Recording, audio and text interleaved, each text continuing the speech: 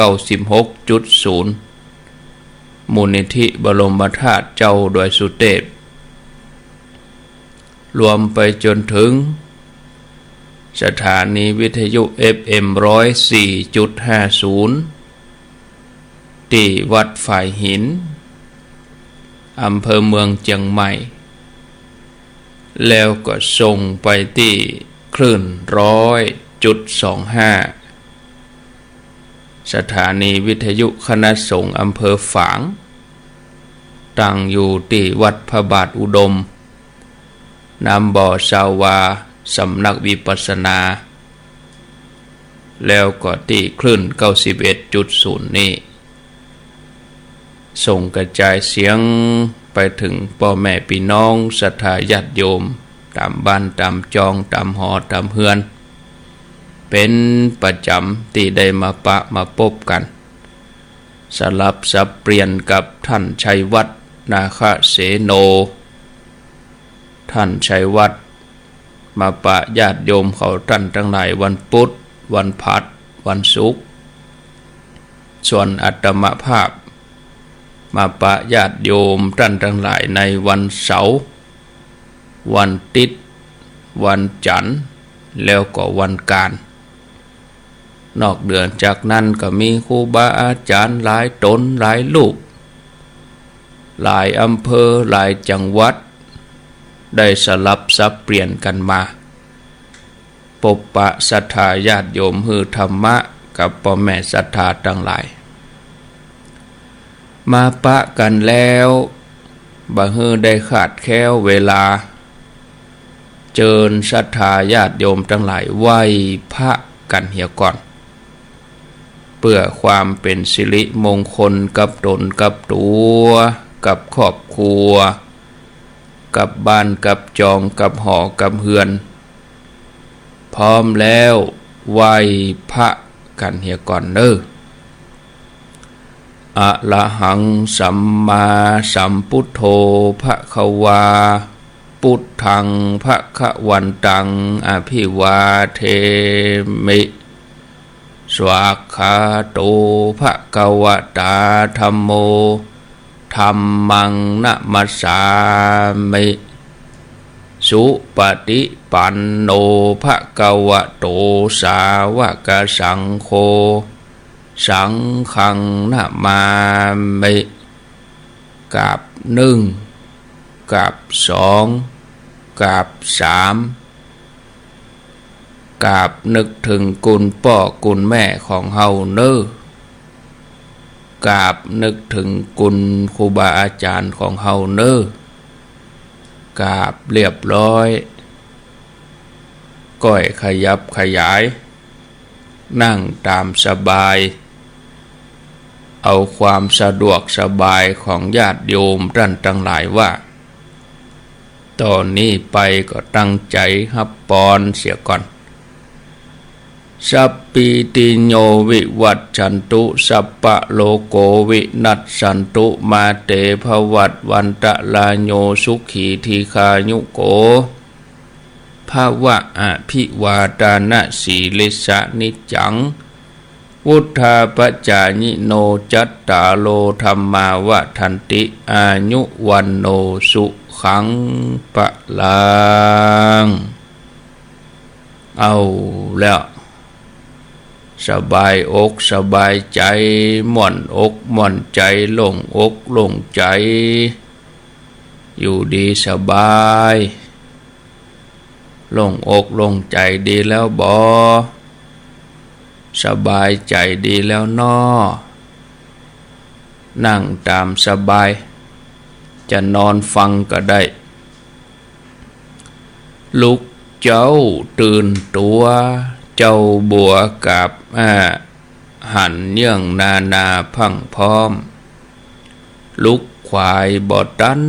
หนตรางกีดก้อมก้าตัวบ่ต้อมปูนอายจุงเก่งเข้าไว้อย่าไปฮือขวายต่อหน้าสบายจำไว้เน้อเจ้าจำไว้เน้อเจ้าหลับลุกเจ้ากินผักตั้งไปหลับลุกควาย กินผักดังเก่า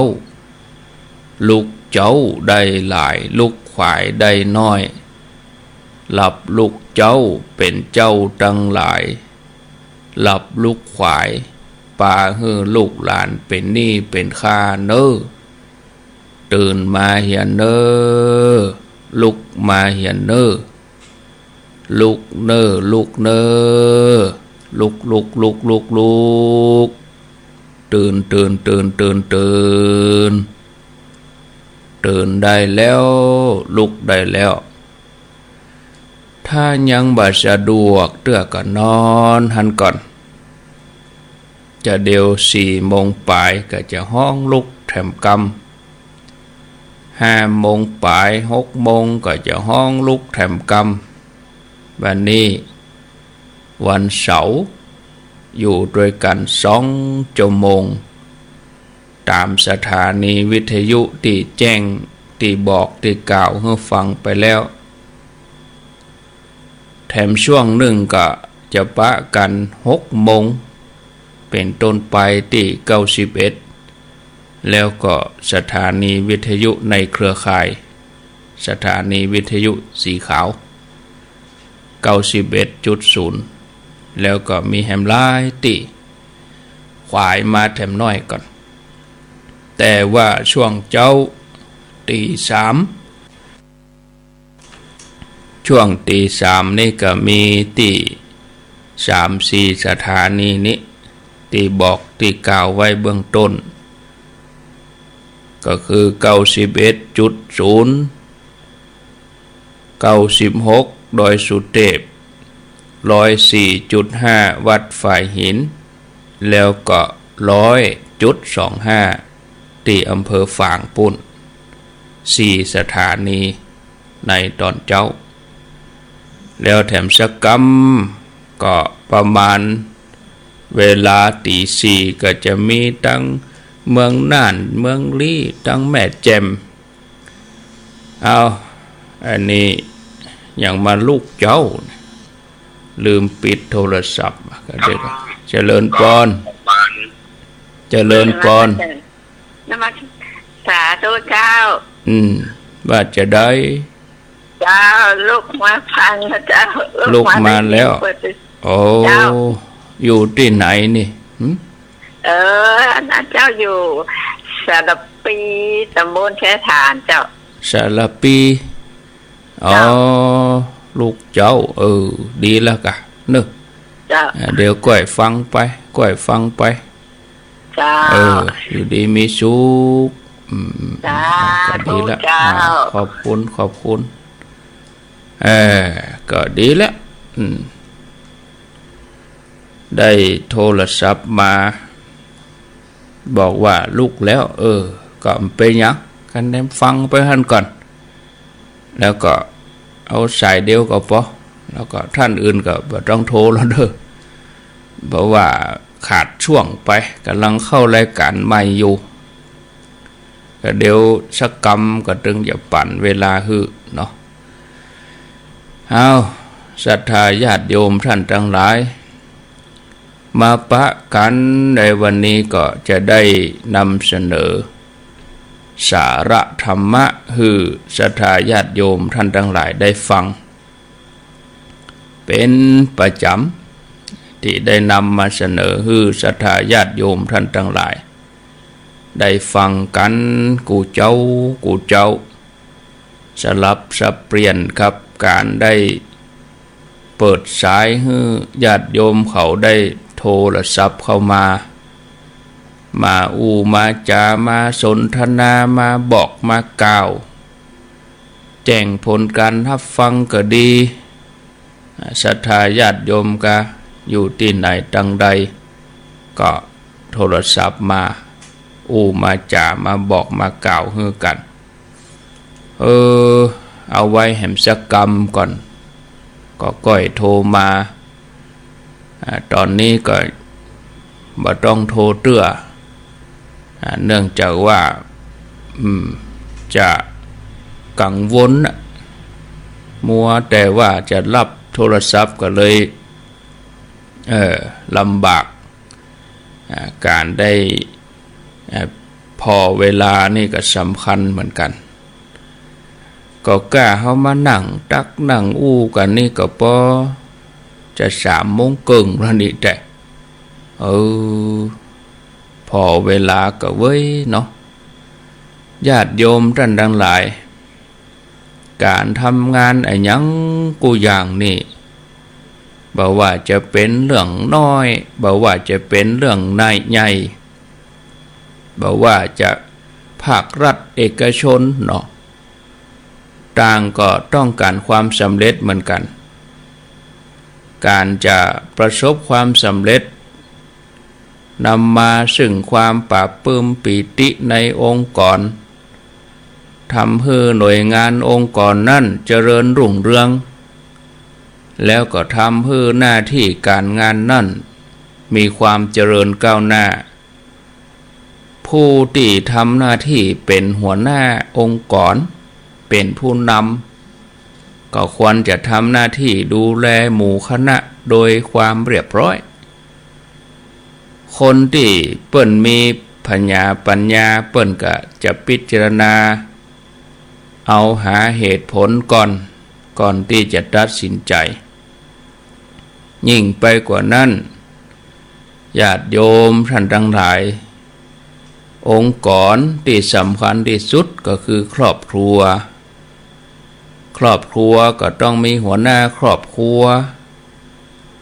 ในบ้านก็มีหัวหน้าหมู่บ้านในตำบลในอำเภอในจังหวัดอันนี้เปิ้นก็มีหัวหน้าบ่ว่าจะเป็นราชการก็ดีภาครัฐภาคเอกชนเปิ้นก็มีหัวหน้าตามสายงานต่างๆมีผู้อำนวยการกองมีผอ.มีผู้จัดการมีแผนกมีฝ่ายที่สุดแม้กระทั่งผู้ที่ทำงานเป็นคนรับจ้างกรรมกรเปิ้นก็ยังมีหัวหน้าคนงานนี่ศรัทธาญาติโยมทั้งหลายผู้ที่เป็นหัวหน้าก็จะต้องเป็นผู้ที่มีความหอบผู้มีความละเอียดถี่ถ้วนถ้าหน่วยงานใดได้บุคคลอย่างนี้มาเป็นหัวหน้าก็ย่อมมีแต่ความเจริญรุ่งเรืองผู้ร่วมงานก็มีกำลังใจสบายใจภูมิใจแต่ถ้าหากผู้เป็นหัวหน้าย่อนประสิทธิภาพโอกาสที่องค์กรนั่นจะล่มสลายจะบ่ประสบความสำเร็จก็ย่อมมีนะญาติโยมทั้งหลายบรรดายศถาบรรดาศักดิ์ความมีโภคสมบัติการยอมรับนับถือเกียรติยศชื่อเสียงการยกย่องสรรเสริญนี่ก็เป็นสิ่งที่ปรารถนาของคนเฮากุคนบ่ว่าจะเป็นอิสริยยศคือความเป็นใหญ่ด้วยยศอันที่สูงส่งบ่ว่าจะเป็นเกียรติยศก็คือชื่อเสียงก้องกังวานมีความเคารพยกย่องนับถือมีหน้ามีตาแล้วบ่ว่าจะเป็นบริวารยศก็คือมีพวกพ้องมีญาติพี่น้องมีลูกศิษย์ลูกหามีบริวารลูกน้องแวดล้อมช่วยเหลือยศถึง3บ่ว่าจะเป็นเกียรติยศอิสริยยศหรือว่าบริวารยศเนี่ยก็เป็นที่ต้องการของคนเฮาทั่วไปเพราะเมื่อได้ยศก็จะได้รับความสะดวกสบายสมกับที่ปรารถนา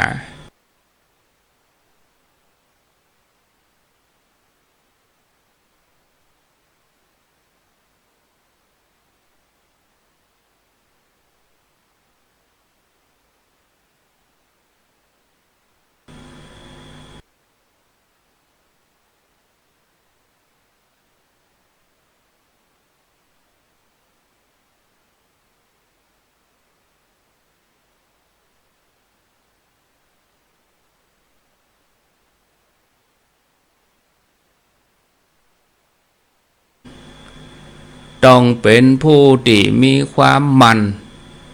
มีความขยัน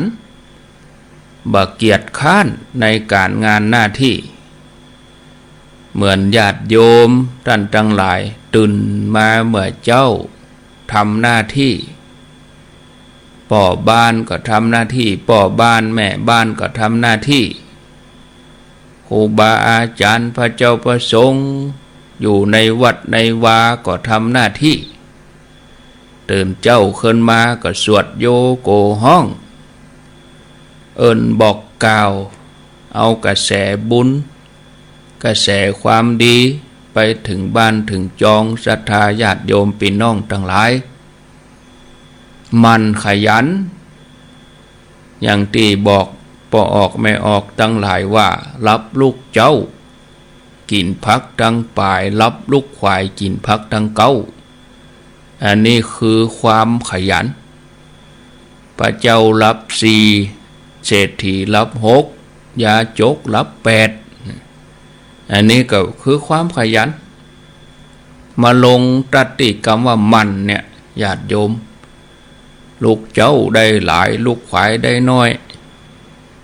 รับลูกเจ้าเป็นเจ้าตั้งหลายรับลูกควายปาฮือลูกหลานเป็นเน่เป็นข้าก็มาลงตรัติความมันพระสงฆ์เจ้าหน้าที่ที่เปิ่นดูแลสถานีเนี่ยโอ้บางสถานีนี่เปิ่นเปิด24 ชั่วโมงอย่างกับคลื่น104.5 วัดฝ่ายหินท่านอาจารย์วิสุวัตรรักษาการเจ้าอาวาสสถานี104.50อย่างที่ญาติโยมท่านทั้งหลายรู้จักว่า104.50เปิด24 ชั่วโมง96นี่ก็เปิด24 ชั่วโมงก็ต้องมีคนเฝ้าคนพอมันดับไปก็ศรัทธาก็เดือดร้อนห้อนใจมีบางทีฐานวิทยุหมดก็เดือดร้อนสถานีเครื่องทรงบดีกาวันนี้สถานีลุกาตีแต่ฐานหมดญาติโยมเขาก็มันฟังมันอาบน้ำฟังธรรมเนี่ยถึงพร้อมโดยความมันคนเฮาถ้าขยันเห็นแล้วนะญาติโยมนักเอาเบาสู้เนาะงานหนักไม่เคยฆ่าคนแต่ถ้าเฮาอ้างหนาวอ้างฮ้อนมันเจ้าอยู่นอนแหมสักหน่อยเนี่ยญาติโยมท่านทั้งหลายมันก็จะไปเสียเวลาลูกเจ้าไว้ก่อนมันถึงดีบางพ่องนี่ฟังสถานีวิทยุไปโดยเก็มขอบเก็มครัวเปิ่นไปทำการทำงานได้เป็นห้อมแล้วป่อก้าแม่ขายไปนั่งกาดป่นพอขายครัวได้เป็นบ่ฮู้กี่ร้อยเฮาเมานอนรับอยู่ก็เรียบร้อยญาติโยมเนาะบัดดันเปิ่นนะเป็นยังได้เปิ่นถึงรวยเนี่ยก็เปิ่นมันเฮามาเทียบกันแล้วเฮาก็บอกว่าคนเฮาอย่างบ่เท่ากันก็มันบ่เท่ากันมันจะไปเท่ากันได้จะได้เปิ่นพอเลิกกาดแล้วตะวันขึ้นมาก็ยังนอนหลับอยู่อีกจะไปเท่าเปิ่นได้จะได้เนาะศรัทธาญาติโยมทั้งหลายอันนี้สำคัญประการที่1ต้องมันวิริยะมีความเปลี่ยนอันที่2ต้องมีสติระวังเนื้อระวังตัวตลอดเวลาควบคุมสติอารมณ์บ่ฮือฟุ้งซ่านอยู่ด้วยกันในครอบครัวเป็นสามีภรรยาก็จะต้องมีสติกำเข้าหูก็บ่ดีฟู่ออกปากเตื้อมันจะยากใจเมื่อลุ้นกำไตกำเหนือก็เอามาพิจารณาเสียก่อนบางทีไปฟังบ่ได้ตั้งสติบ่ได้ควบคุมอารมณ์ก็ทำให้ครอบครัวนั่น อยู่บ่เป็นสุขแตกแยกกันละห้องละแหงละแวงกันนี่การมีสติคือการหู้ตัวระวังตัวนะญาติโยมทั้งหลายตั้งสติก่อนสตาร์ทนี่เหรอก่อนเขาจะลุกมาเจ้าก็เหมือนเขาจะออกรถต้องอุ่นเครื่องเฮคอนตั้งสติก่อนสตาร์ทก่อนจะไปทำการทำงานวันนี้ตั้งสติไว้ตัวเก่าว่าวันนี้เขาจะบ่เอาใจไปผิดไปเถียงกับไผเขาจะบ่กึดฟุ้งซ่านเขาจะบ่มีอคติเขาจะบ่พยาบาทเขาจะกึดดีๆอันนี้คือตั้งสตินะอยู่ด้วยกันในครอบครัวในหน่วยงานองค์กรนี่ถ้าบ่ควบคุมสติก็จังหันข่าวหัวหน้าองค์กรก็บางทีจังมีข่าวนายกรัฐเทศบาลนายกอบตใจความรุนแรงกับพนักงานเนี่ยยกโต๊ะเก้าอี้เอาไปบุบไปขว้างกันเอาหนังสือหนังหาขว้างหน้าขว้างตากันเนี่ยก็ทำให้หน่วยงานนั้นบ่าได้รับความอบอุ่นบางทีทำงานด้วยกันก็ถ้าบ่มีสติก็อาจจะมีคนชอบอาจจะมีคนบ่ชอบ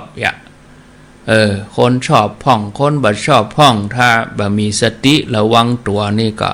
ควบคุมอารมณ์บ่ได้ก็จะทำให้เกิดความเดือดร้อนในหน่วยงานองค์กรนั้นถึงขั้นลงไม้ลงมือ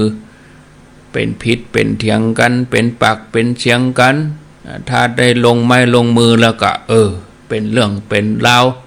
ขึ้นขึ้นศาลเสียทรัพย์โดนปรับโดนไหมดีบ่ดีก็อันตรายไปถึงร่างกายได้เจ็บได้ไหมถึงขั้นถึงจะต้องได้พิการไปนี่อีกก็มีเพราะว่าบ่ได้ควบคุมสติ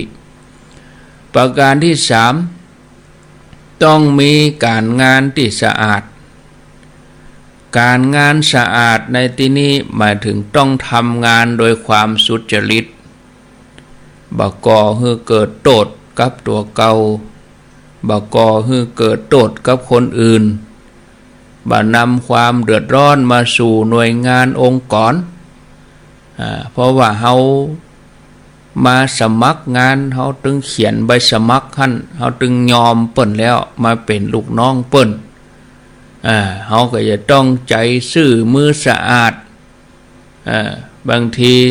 เจ้านายก็ดีหน่วยงานเปิ้นทดสอบเฮาบางทีไปคดไปโกง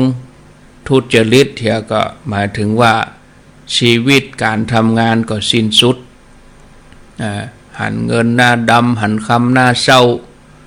บางทีไปคดไปโกงเปิ้นก็อนาคตการทำงานนั้นก็ต้องหมดไป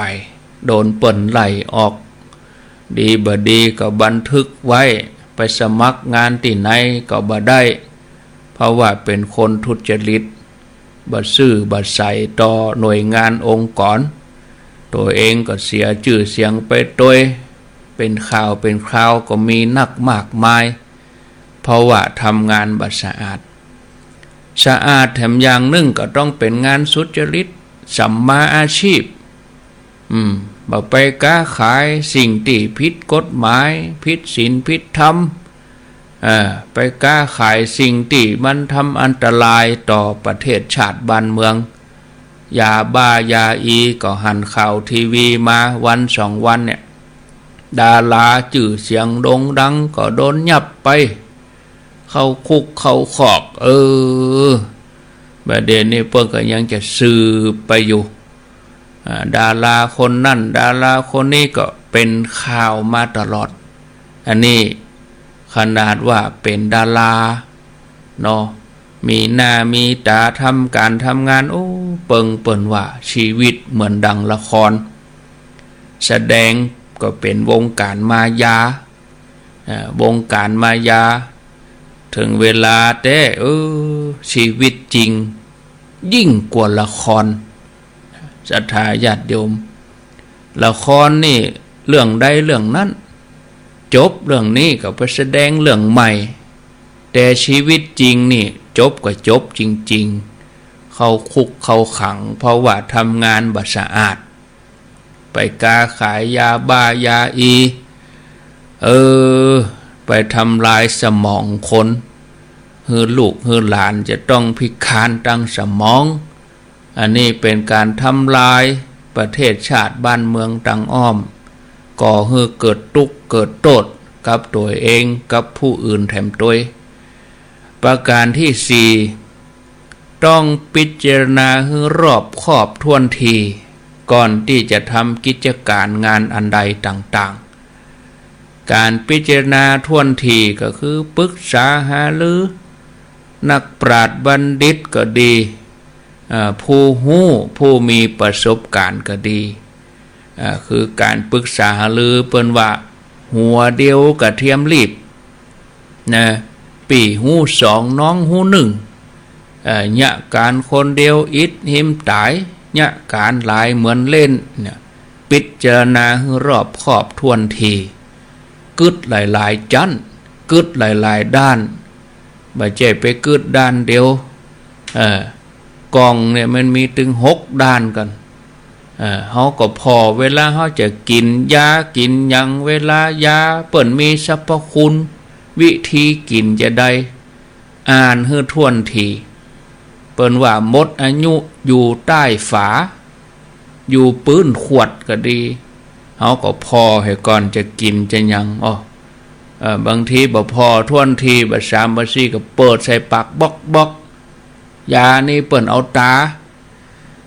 ใช้ภายนอกเนี่ยก็คือบ่ท่วนทีละเนี่ยมาถึงการถึงงานก็คือก่อนที่จะตัดสินใจอันอย่างนั้นก็ต้องพิจารณาให้รอบคอบถ้าตัดสินใจผิดพลาดก็แปลว่าเสียตึงหน้ากระดานเสียตึงหน่วยงานเสียตึงองค์กรเพราะบ่ได้พิจารณารอบคอบท่วนทีก็เหมือนที่มีข่าวไม่ยังออกมาบางทีมาขอโทษเมื่อลุ้นนะเพราะเสียหายไปแล้ว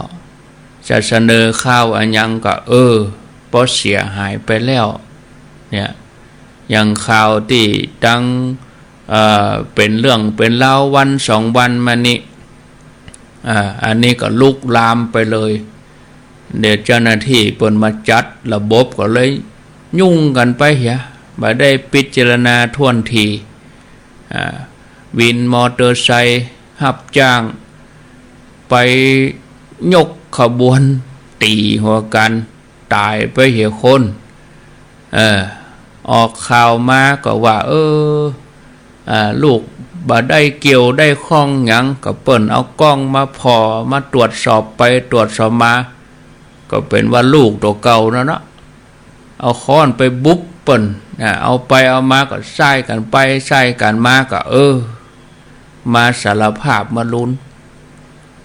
เป็นลูกเฮาแท้ก็มานั่งกึดพิจารณา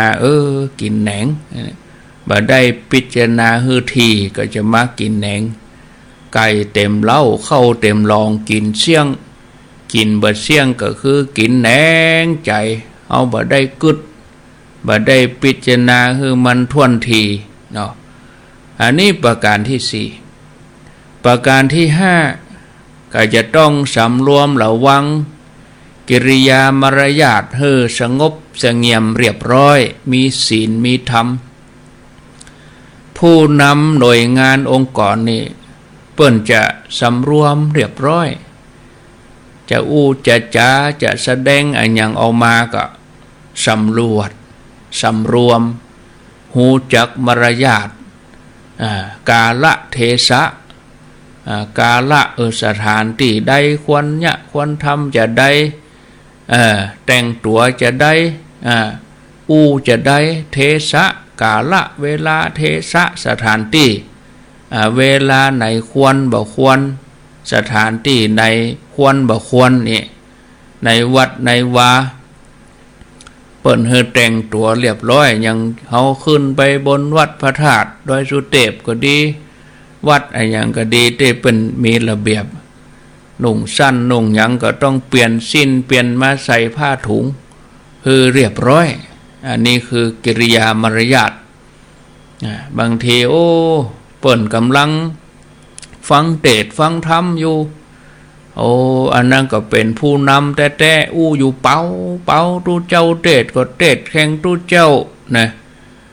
บ่เป็นแบบอย่างที่ดีคือลูกน้องบ่เป็นแบบอย่างที่ดีคือบริวารเกิดว่าตัวเก่าเป็นผู้ใหญ่แล้วก็เอาล่ะว่ายังได้ก็บ่กลัวภัยว่าเอาเสียงดังไว้ก่อนอันนี้คือบ่เรียบร้อยผู้นำที่ดีก็คือนำเพิ่นถึงเป็นคนนำต้องสำรวมระวังเวลาไปร่วมการร่วมงานไอ้อย่างคนก็ถึงจะได้เคารพนับถือไว้ใจเอาเสียงดังไว้ก่อนหน้าแดงแหงบ่ออกบ่ได้สำรวมบ่กิริยามารยาทหันพระหันเจ้าบ่ไหวบ่หยังอันนี้เขาพอหมดนะศรัทธาญาติโยมเนี่ยอันเป็นหัวหน้าอันเป็นหัวผู้นำนี่ต้องมีมารยาทดีนะญาติโยมข้อที่6ต้องเป็นอยู่โดยธรรมคือเป็นคนที่มั่นคงในศีลในธรรมยึดหลักธรรมเป็นหลักในการดำเนินชีวิตศรัทธาญาติโยมก็ต้องมีหลักธรรมเอามาเป็นหลักใจเขาสังเกตพอญาติโยมคนไหนที่บ่มีหลักธรรมก็บ่มีหลักใจเมื่อบ่มีหลักใจก็เป็นคนลักลอยนะเวิงไปทางนั้นเวิงไปทางนี้เหมือนไม้ลักปักเลนคือไม้ปักขี้เปอะมันเวิงไปทางนั้นบ่มั่นคงถ้ามีหลักธรรมก็มีหลักใจถ้ามีหลักใจก็มั่นคงนี่บ่เวิงไปทางนั้นบ่เวิงไปทางนี้การดำเนินชีวิตมั่นคงเรียบร้อยมีศีลมีธรรมก็เป็นที่เคารพยกย่องเดินไปตามแนวประการที่7สุดท้ายต้องเป็นผู้ที่บ่ประมาทในการงานบ่ฮือผิดพลาดเสียหายถ้าว่าประมาทแล้วก็เสียหายความเสียหายจะเกิดขึ้นแก่หน่วยงานองค์กรจะต้องไตร่ตรองพิจารณาบ่ประมาทเลินเล่อลูกน้องเอาอย่างมาฮือเซ็นเอาอย่างมาฮือพอก็ท่วนทีเสียหน่อยไปนับได้นับเขียนนับได้นับเซ็นก็ผลสุดท้ายมาก็จะไปตกตัดตัวเก่าจะต้องรับผิดชอบเกิดความผิดพลาดเสียหายขึ้นมาสามีภรรยาอยู่ด้วยกันก็บ่ควรประมาทในการงานการงานในครอบครัวก็มีปรึกษาหารือกันบ่ว่าการน้อยการใหญ่ปรึกษาหารือนะเพื่อฮือรัดกุมบ่ฮือได้ประมาทเลินเล่อในหน้าที่การงานถ้าว่าต้องการมียศบริวารเป็นที่ยกย่องนับถือก็ต้องมันปฏิบัติตัวเก่าตามหลักที่กล่าวมาถึง7ข้อนี้เมื่อทำได้อย่างอี้ยศที่บ่มีก็จะมีแล้วก็รักษาไว้ได้แล้วก็จะมีความเจริญยิ่งขึ้นไปแล้วเมื่อได้ยศมาโดยความชอบธรรมแล้วยศนั้นก็จะได้ตั้งอยู่เมินเป็นที่ยอมรับของคนทั้งหลายส่วนยศได้มาโดยความบ่ชอบธรรมไปคดไปโกงมาเนี่ยบ่เป็นไปตามหลักธรรมบ่สง่าผ่าเผยบ่องอาจย่อมบ่ยั่งยืนอยู่นานบ่ถาวรสั่นคลอนได้ง่ายเป็นก็เป็นได้บ่เมินนะแล้วบ่เป็นที่ยอมรับของนักปราชญ์บัณฑิตทั้งหลายเมื่อหมดยศเมื่อใดความตกอับก็เกิดขึ้นถึงตอนนั้นจะรู้ว่ายศที่ได้มานั่นโดยการประพฤติที่บ่ชอบก่อให้เกิดทุกข์เพราะยศที่มีเนี่ยบ่เข้าบ่ออกไผอยู่กับคนดี ก็มีแต่ทำให้ดีขึ้นไปแต่ถ้าไปอยู่กับคนให้ไปอยู่กับคนพาลก็อาจจะทำให้เสื่อมลงไปแล้วก็มีความหายนะมาเกิดขึ้นก็เลยบอกควรที่จะไปมัวเมาประมาทฉลาดใจถึงคราวที่มียศมีตำแหน่งยังเรื่องที่จะเล่าให้ศรัทธาญาติโยมทั้งหลายได้ฟังเรื่องก็มีอยู่ว่าในสมัยพญาเจ้าเมืองชื่อว่าเนรุราชพญาเจ้าเมืองเนรุราชครองเมืองอยู่ที่อุตรปัญจลนครวันหนึ่งดาบสชื่อว่ามหาลักขิตดาบสนี้เปิ่นมีบริวาร500 คน500 ตนเปิ่นออกจากป่าหิมพานต์เอี่ยวจาริกมาถึงอุตรปัญจลนครก็มาพักที่สวนอุยญาณสวนอุยญาณก็คือสวนอุทยานฟังไปจะมังม่อยลับไปแล้วกันนี่ก็เดี๋ยวบ่ได้ฟังนะกำลังจะม่วนนะนี่เป็นยังให้รับก็รับนั่นบ่ว่ากันถ้าใครฟังก็ไปสวยหน้าเห็นหรอไปลุกไปสวยหน้าแปรงฟันบิดหูตัวเก่าก็ได้หรอค่ะเนาะใครรับบิดหู ล้างหน้ามืนตาล็อกเล็กนั่งแล้วก็เตียวเดินจงกรมเปิดวิทยุฟังก็ได้รู้ก็เดี๋ยวก็ดีละจื่นละลุกมาล้างหน้าล้างตาไปก็รับก็บ่เป็นอย่างนะใครรับก็บ่ว่ากันนะแต่ว่าที่กล่าวที่เล่าไปก็เดี๋ยวจะโทรมาโอ้เสียดายท่านอาจารย์ลูกบัตรจันสกรรมเลยโทรมาโอ้เสียดายรับละไปอย่ามันเป็นอย่างก็บ่ว่ากันนะเนาะก็พลาดไปอย่างเงี้ยได้มันอย่างเขาบัตรจันรถนะรถบนมาเวลานี่ตกรถตกเครื่องบินไปปุ่นแล้วเขาก็มานั่งท่าก็ต้องรอขบวนใหม่แล้วกันเนาะอย่าลุก4 โมงก็ก้อยรอขบวนใหม่เอาเนอะอันนี้เป็นจะมาย้อนหลังมาย้อนไปตั้งหน้าติ๊กๆนะอันนี้ดาบสทั้งหลายเปิ้นก็มาถึงเมืองนี่ก็ไปพักที่สวนอุยญาณก็คือพระราชอุทยานของพญาเจ้าเมืองตกเมื่อเจ้าเปิ้นก็ปากันภิกขาจารก็คือบิณฑบาตในเนาะก็ไปถึงประตูพระราชวังพญาเจ้าเมืองเนรุราชไปหันใส่ดาบสกำลังเดินเนาะมาเป็นเส้นเป็นสายด้วยความสงบเรียบร้อยพญาเจ้าเมืองเพิ่นก็เกิดความเลื่อมใสก็เลยนิมนต์เชิญดาบสให้มาที่ท้องพระโรงประดับประดาอย่างดีเลยนอกจากนั้นก็นิมนต์ดาบสทั้งหลายให้จำพรรษาอยู่ที่สวนอุทยานนี่เลยดาบสทั้งหลายก็รับนิมนต์พญาเจ้าเมืองก็สั่งให้บรรดาราชบุรุษบรรดาข้าทาสบริวารทั้งหลายแปลงที่พักให้ดาบสแล้วก็ถวายสมณะบริขารเครื่องใจเครื่องอุปโภคบริโภคนะตั้งแต่นั้นเป็นต้นมาดาบสหรือว่าฤาษีก็จะได้มาฉันอาหารที่ในวังทุกวันเลยพญาเจ้าเมืองเปิ้นก็บ่มีพระโอรสแม้แต่องค์เดียวโดยเหตุนั้นพญาเจ้าเมืองก็เลยมีความปรารถนาแห่งกล้า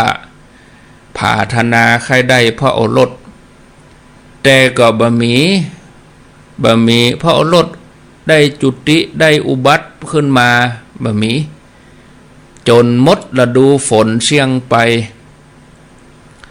มหาลักขิตดาบสก็เลยมาทูลลา ว่าเบเดนี้ออกวาสาหมดแล้วก็จะขอลาพญาเจ้าเมืองปิกไปป่าเหมือนเดิมขณะที่ดาบททั้งหลายกำลังนั่งพักผ่อนปืนเกาไม้ระหว่างทางก็อู้กันไปว่าพญาเจ้าเมืองเนี่ยบ่มีลูกเนาะบ่มีโอรสได้สืบสกุลถ้าว่าพญาเจ้าเมืองได้พ่อโอรสก็คงจะดีบ่น้อยมหาลักขิตดาบทได้ยินอย่างอันก็เปิ้นก็มียานเนาะเปิ้นก็ตรวจเนาะพิจารณาตรวจพญาเจ้าเมืองจะได้พ่อโอรสกาจะได้ก็บ่ได้ทีนี้ก็ตรวจด้วยยานด้วยอภิญญาก็ฮู้ว่าพญาเจ้าเมืองนี้จะได้ดาบทจะได้ลูกดาบทนี่ก็บอกว่าท่านทั้งหลายบ่ต้องไปวิตกกังวลเนี่ยวันนี้จะมีเทวบุตรลงมาจะจุติมาปฏิสนธิในพระครรภ์ของมเหสี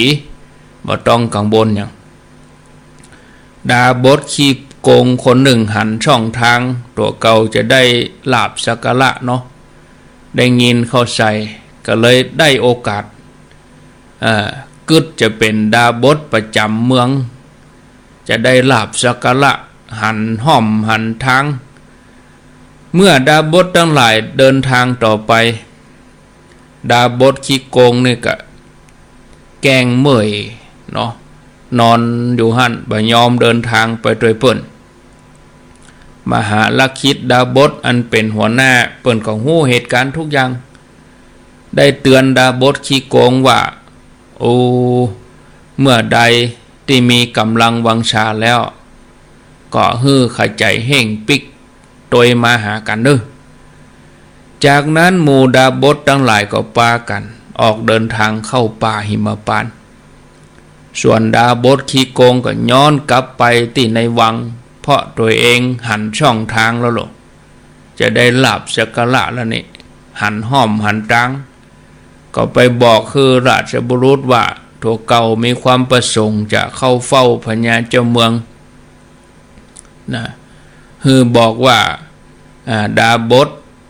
อยู่ในอุปถากของพญาเจ้าเมืองมาขอเข้าเฝ้าพญาเจ้าเมืองก็ฮือเข้าเฝ้าเมื่อไปถึงพญาเจ้าเมืองก็ถามว่าพระคุณเจ้ามีเรื่องธุระรีบด่วนอันอย่างก้าถึงฝั่งปิกย้อนมานี่ดาบทขี้โกงนี่ก็ตอบไปว่าอาตมาได้ฟังคำคำจ่าของดาบททั้งหลายถึงเรื่องที่พระองค์เนี่ยบ่มีลูกสืบสกุลบ่มีโอรสธิดาบัดนี้อาตมาภาพเนี่ยเข้าฌานเนี่ยนั่งสมาธิโดยญาณอันวิเศษอาตมามีตาทิพย์นั่นบัดนี้ฮู้ว่าจะมีเทวดาเนอะจะมีเทวดาลงมาเกิดบักกี่วันเนี่ยนะจะจุติจากสวรรค์มาปฏิสนธิในครรภ์ของมเหสีบัทากลัวเนอะจะเกิดอันตรายอย่างกับพระองค์นะอาตมาภาพก็เลยเห่งปิกมากราบทูลนี่กันลืมเนี่ยจากนั้นก็ขอลาเข้าป่าพระเจ้าเนรุราชได้ยินอย่างอันก็เป็นสิ่งที่รอคอยมาเมินปีติยินดีเลื่อมใสในดาบทนั่นเลยแล้วก็บอกว่าท่านอาจารย์นี่หรอบ่ต้องปิกไปอยู่ลำบากละขอนิมนต์อยู่นี่ก็จะดูแลอย่างดีคืออยู่ในสวนอุทยานเนี่ยเนอะดาบทก็เข้าล็อกเลยนี่เนาะเข้าล็อกเลยจับ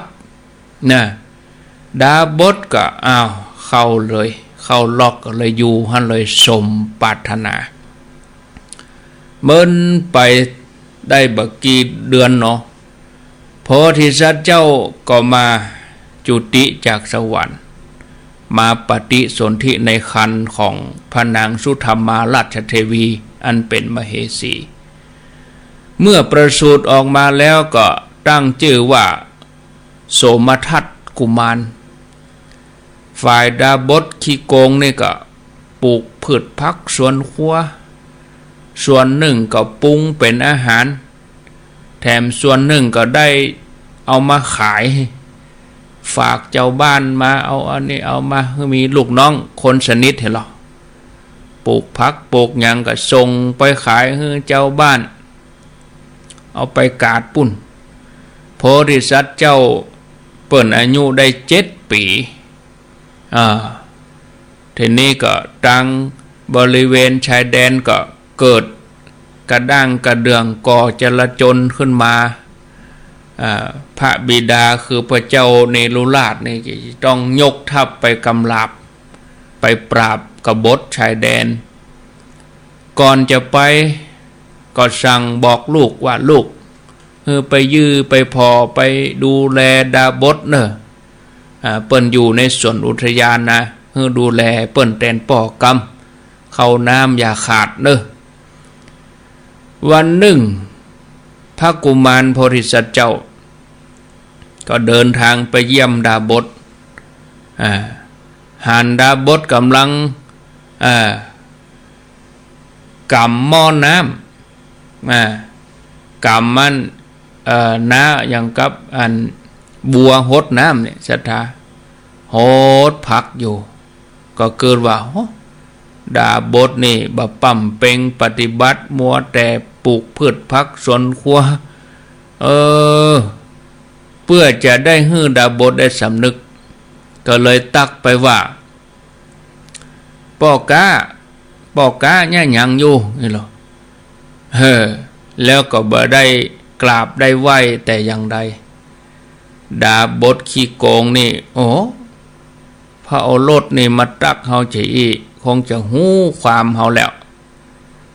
ถ้าว่าเรื่องนี้แพร่พายออกไปแพ่งพายออกไปเนี่ยตัวเฮาก็อาจจะเสื่อมจากลาภก็เลยกึดจะกำจัดพระกุมารนะเมื่อพญาเจ้าเมืองเสด็จจากการปราบ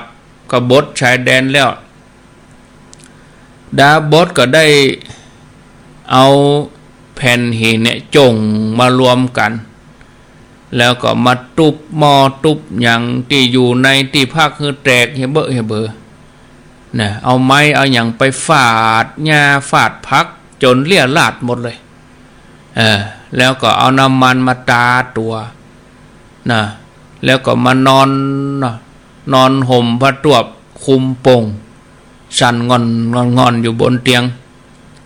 พญาเจ้าเมืองก็จะเสด็จมาเยี่ยมมาไหว้มาสายังบัดตันได้เข้าพระราชนิเวศก็ไปแวะเยี่ยมดาบสเสียก่อนด้วยความห่วงใยเมื่อไปหันดาบสนอนสั่นงอนเป็นจะได้เป็นอย่างอี้นี่ไผมาเนี่ยฮือท่านเดือดร้อนดาบสก็ตอบว่าอันช่วงที่พระองค์บ่อยู่เนี่ยอาตมาโดนพระโอรสเนี่ยฮือทำร้ายอาตมาหรอพอโอรสเนี่ยให้บ่ให้เอาไม้มาบุบครัวมุบอย่างเหี้ยเบอร์ฟักอย่างครัวใจครัวอย่างข้าพระองค์เสียหายไปหมดและที่ข้าพระองค์เป็นอย่างนี้สั่นงอนนี้ก็เพราะว่าพระโอรสทำร้ายปัญญาเจ้าเมืองบัดตันได้พิจารณาบัดถาม4ถาม5ยังแล้วเลือดขึ้นหน้าลงเจือดาบสขี้โกงก็มาเกียดมากิ้วมาโขดพระโอรสสำเร็จโทษพระกุมารศรัทธาญาติโยมเมื่อราชบุรุษไปสั่งปัญญาเจ้าเมืองสั่งสำเร็จโทษราชบุรุษก็ไปยับพระโอรสเพื่อจะนำตัวมาสำเร็จโทษประหารพระ